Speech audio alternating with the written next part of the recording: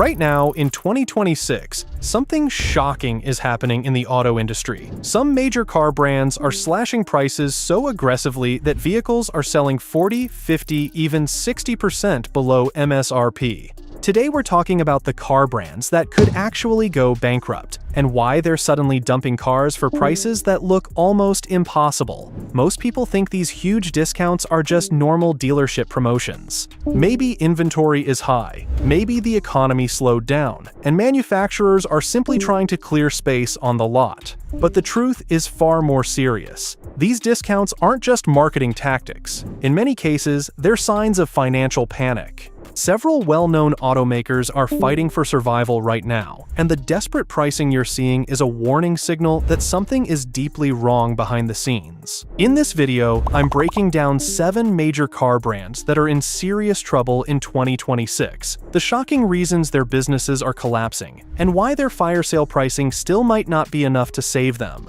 We're looking at real dealership closures, billion-dollar losses, collapsing sales numbers, and industry analysts already warning that some of these brands may not survive the next few years. So before you jump on one of those too good to be true car deals, you need to see what's really happening.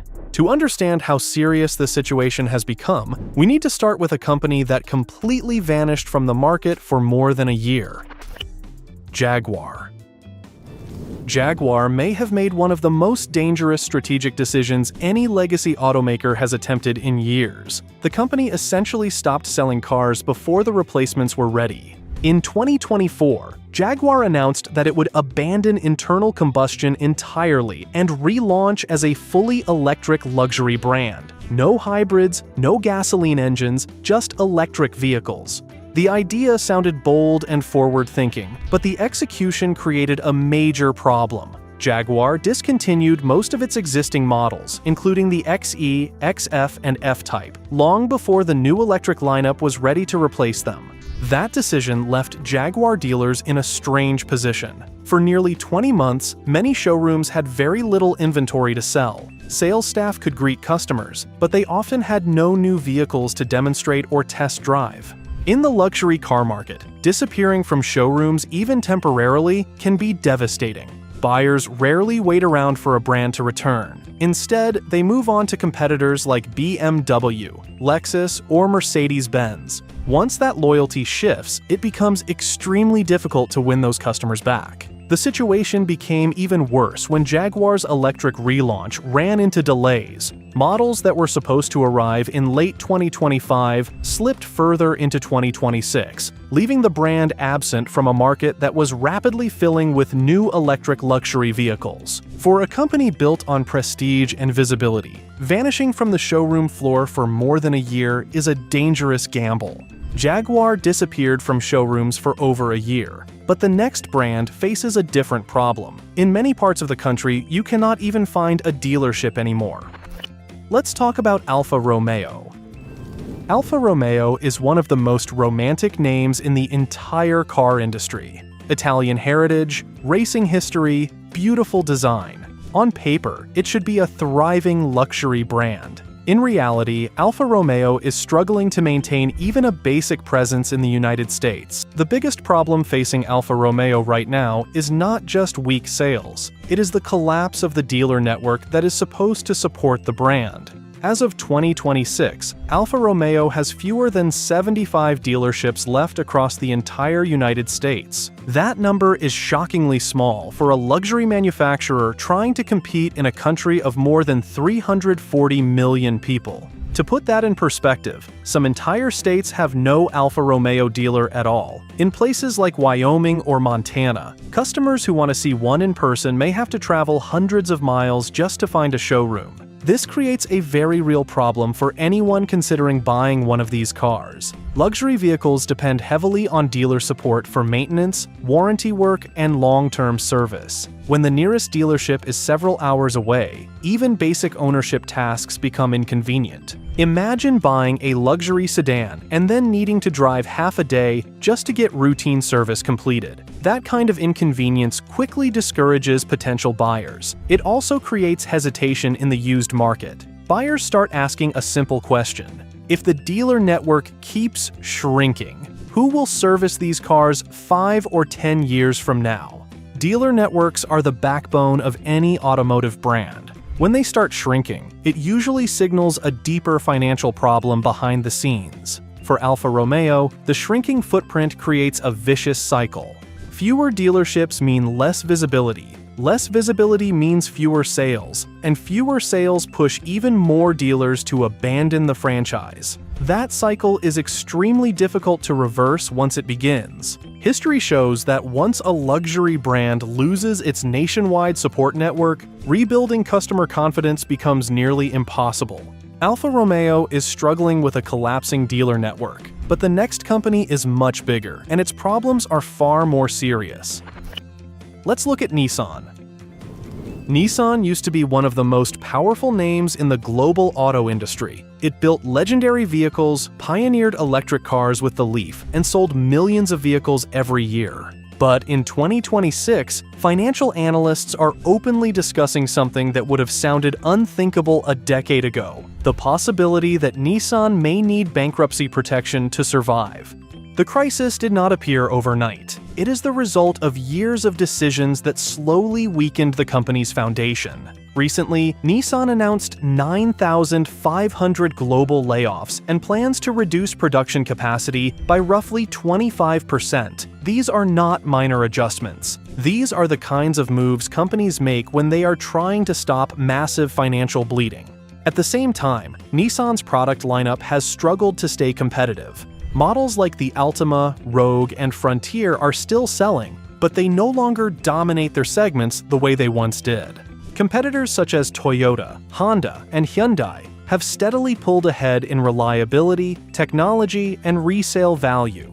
The problem becomes even more serious when you look at Nissan's reliability reputation, particularly with its continuously variable transmissions. Many Nissan owners report transmission failures between 50,000 and 80,000 miles, which often happens just as the original factory warranty expires. Repair costs can easily exceed $5,000, turning what was supposed to be affordable transportation into an expensive surprise. When you combine reliability concerns with falling resale values and shrinking profit margins, the financial pressure becomes enormous. For a company of Nissan's size, that kind of downward spiral can become extremely dangerous if it continues for too long.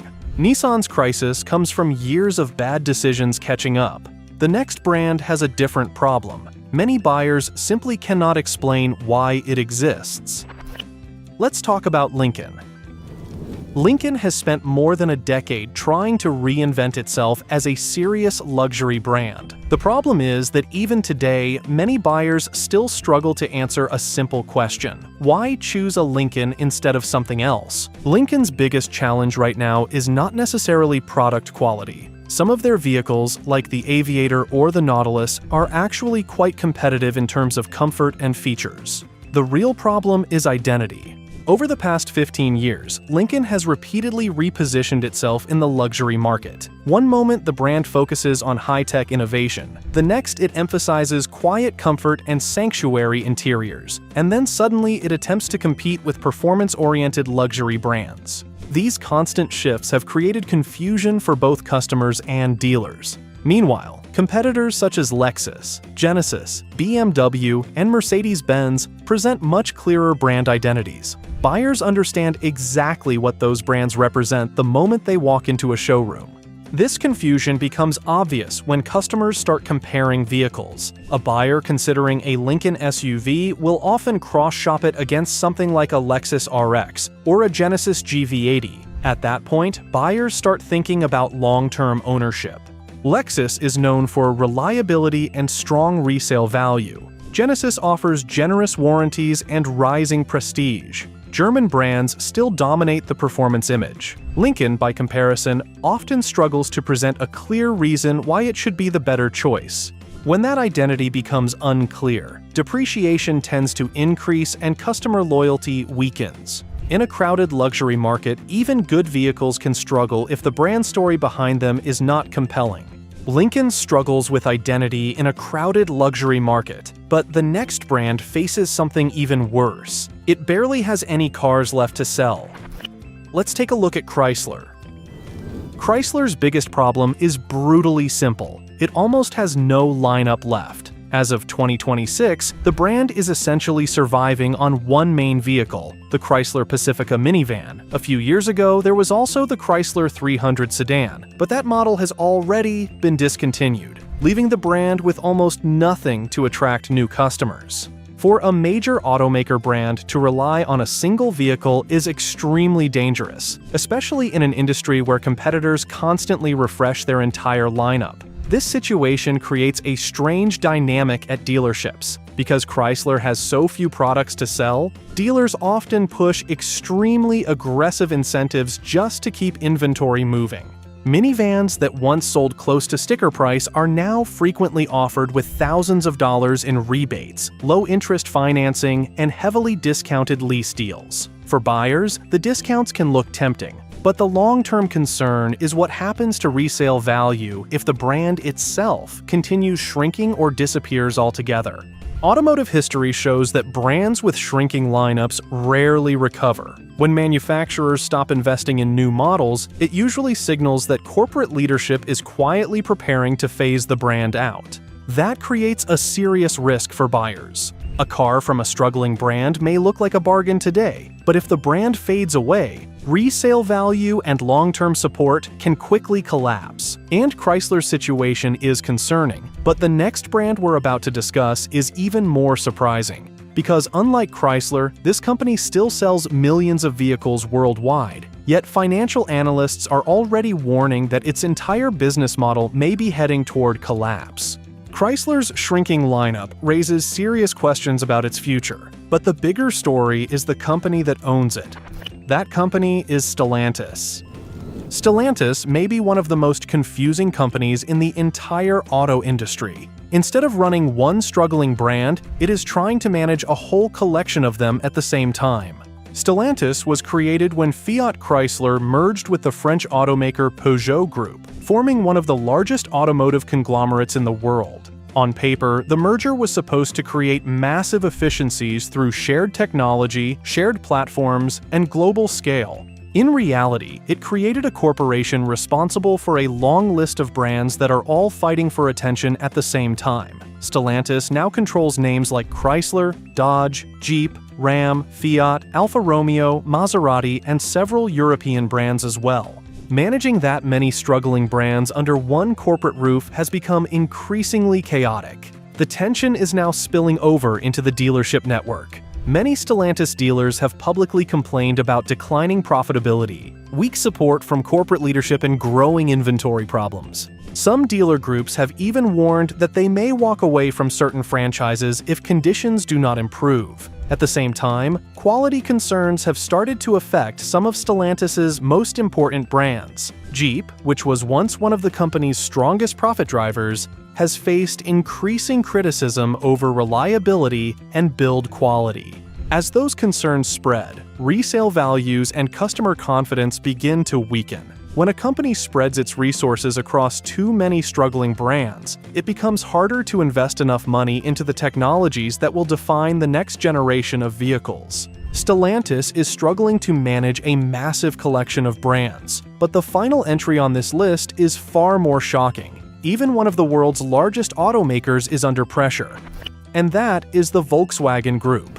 You probably did not expect to see Volkswagen on this list. After all, it is one of the largest automotive empires in the world. But in 2026, even Volkswagen Group is facing serious cracks that could reshape the entire company. The biggest problem is Volkswagen's transition to electric vehicles. The company invested billions into a new software division that was supposed to power its next generation of EVs. Instead, the project has turned into a technological disaster. Several new models were delayed because the software was not ready, and customers who already bought the vehicles reported glitches, system crashes, and missing features. At the same time, Volkswagen is losing ground in China, one of its most important markets. Sales there have dropped by roughly 30% as Chinese EV brands introduce cheaper cars with better technology. The financial consequences are already visible. Volkswagen has announced factory closures in Europe, something the company avoided for decades. Thousands of jobs are being cut as executives scramble to reduce costs. Meanwhile, the company is spending enormous amounts of money trying to catch up in the electric vehicle race. Developing EV platforms, batteries, and software requires tens of billions of dollars, and competitors like Tesla and Chinese manufacturers are moving much faster. Volkswagen's situation shows how quickly the auto industry is changing. Legacy automakers that dominated for decades now face massive development costs and intense global competition. If even a giant like Volkswagen is under this kind of pressure, it shows how brutal the new automotive landscape has become. Today, we looked at several car brands offering massive discounts as they struggle to survive in a rapidly changing auto industry. What looks like a great deal on the surface can sometimes signal deeper problems behind the scenes. Because in the end, the smartest car purchase is not the one with the biggest discount, but the one backed by a brand that will still be around years from now. Let me know in the comments which brand surprised you the most, and subscribe for more insights into what is really happening inside the auto industry.